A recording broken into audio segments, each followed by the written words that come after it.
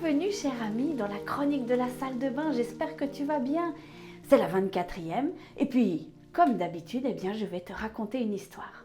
Aujourd'hui, mon histoire se passe en Afghanistan. Dans ce pays, il y avait un vieux père, un très vieil homme qui avait un fils unique. Mais malheureusement, ce fils avait été capturé et envoyé à la prison de Guantanamo par les Américains. Et un jour, ce père écrit à son fils, et voici ce qu'il écrit. Cher Hamid, je me sens très malheureux parce qu'il me semble bien que cette année, je ne serai pas capable de planter mes légumes au jardin. Je suis trop vieux pour pouvoir creuser et retourner la terre du carré du jardin. Si tu étais ici, tous mes problèmes seraient résolus. Je sais que tu creuserais et retournerais la terre du carré pour moi. Avec amour, papa. Quelques jours plus tard, il a reçu une lettre de son fils et voici ce qu'elle disait. Cher papa, pour l'amour du ciel, cher papa, ne creuse pas dans le jardin, c'est là que j'ai enterré les Kalachnikov. Avec amour, Hamid. Le soir même, il y a eu des dizaines de soldats qui ont déboulé dans le potager du vieil homme. Ils ont commencé à retourner la terre et à creuser et à la retourner. Mais ils n'ont rien trouvé. Quelques jours plus tard, le père a reçu de nouveau une lettre de son fils. Cher papa, vas-y maintenant, tu peux planter tes légumes. C'est le mieux que je pouvais faire pour toi, vu les circonstances. Avec amour, Hamid. C'est une histoire intéressante, n'est-ce pas?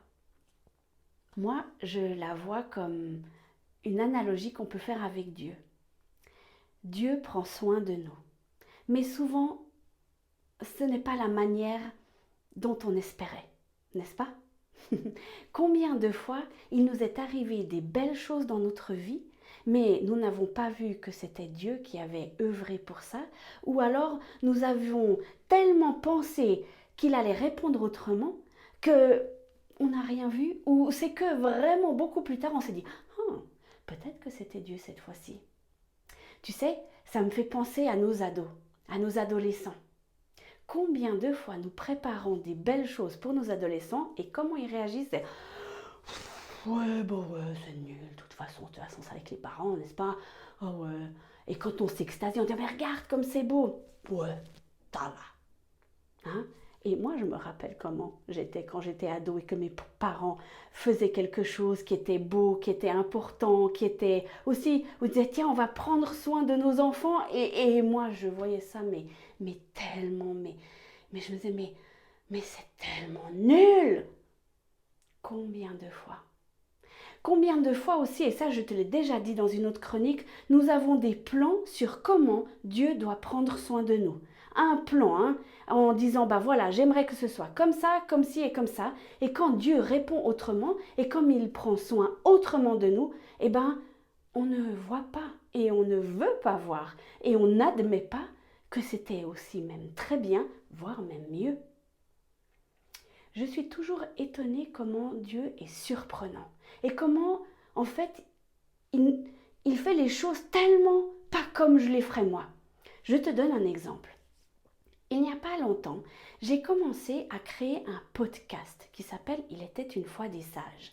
C'est un récit de vie à deux voix, c'est-à-dire que j'interviewe une personne plus âgée, je l'interviewe sur son enfance, son adolescence, sur son rapport à la foi, et puis ensuite je fais tout un montage où je raconte leur histoire avec ma voix et leur voix, et ça donne un récit de vie à deux voix.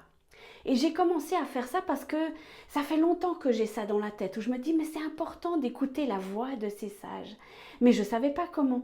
Et il m'a fallu beaucoup de chemins tortueux pour arriver jusque-là. Et puis, j'en ai fait plusieurs. Et ce qui est incroyable, c'est que c'est plein de bénédictions, ces podcasts. Ça bénit beaucoup de monde, mais là où je ne m'y attendais pas, c'est que ça me bénit moi. Eh bien, figure-toi qu'en faisant ces podcasts, ça me répare un petit peu.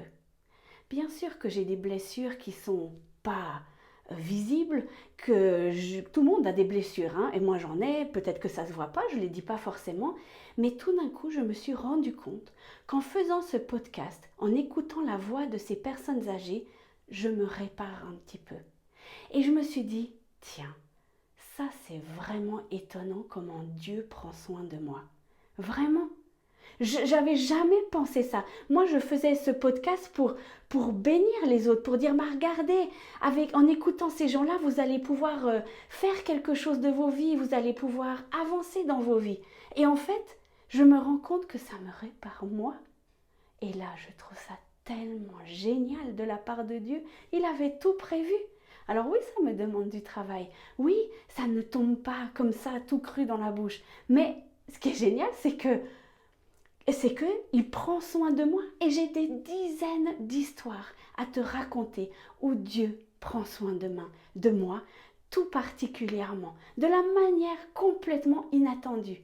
Comme ce vieil homme avec son potager. Il ne savait pas comment faire pour retourner la terre. Il était bien trop vieux. Et son fils a envoyé les soldats américains le faire pour lui. C'est génial, non? Alors, moi je me dis, mais la prochaine fois qu'on dit, mais Dieu, pourquoi est-ce qu'il n'arrive pas des choses belles dans ma vie? Pourquoi est-ce que je me sens si seule, si abandonnée? Peut-être que nous pourrions faire cette prière. Seigneur, prends soin de moi, de la manière dont tu veux, toi. Et moi, je suis certaine que tu seras tellement étonné. Mais attention, il faudra que tu ouvres les yeux et tes oreilles et tout, et que tu puisses dire le moment voulu, le moment où ça arrivera. Merci Seigneur. Parce que c'est facile de le voir 3, 4 ans après ou je sais pas quand et dire « Ah ben oui, c'est vrai », mais c'est quand même autre chose de le dire sur le moment. Moi, je me rappelle maintenant les choses quand j'étais ado avec mes parents. Elles étaient géniales. Mais qu'est-ce que j'ai râlé sur le moment. Alors que ça aurait été peut-être un peu plus simple de dire « Tiens, merci papa et maman d'avoir fait ça pour moi et d'avoir pu profiter du moment. » Alors oui, je sais, les ados, c'est tout un truc. Hein, on ne va pas refaire la vie de ces jeunes gens et de ces jeunes filles. Mais essaye de voir les choses d'une autre manière le moment où ça arrivera. Alors je t'encourage à ouvrir tes yeux, tes oreilles, à prier, à regarder et à observer. Et regarde ce que va faire le Dieu de l'univers. T'imagines, il a créé l'univers entier. Mais c'est juste incroyable ce qu'il a fait. Tu crois pas qu'il peut faire des choses incroyables dans ta vie et prendre soin d'une façon si particulière dont tu te souviendras pendant des années? Moi, j'en suis certaine. Alors je te souhaite une belle, une magnifique journée, même si elle a mal commencé. Regarde. À bientôt.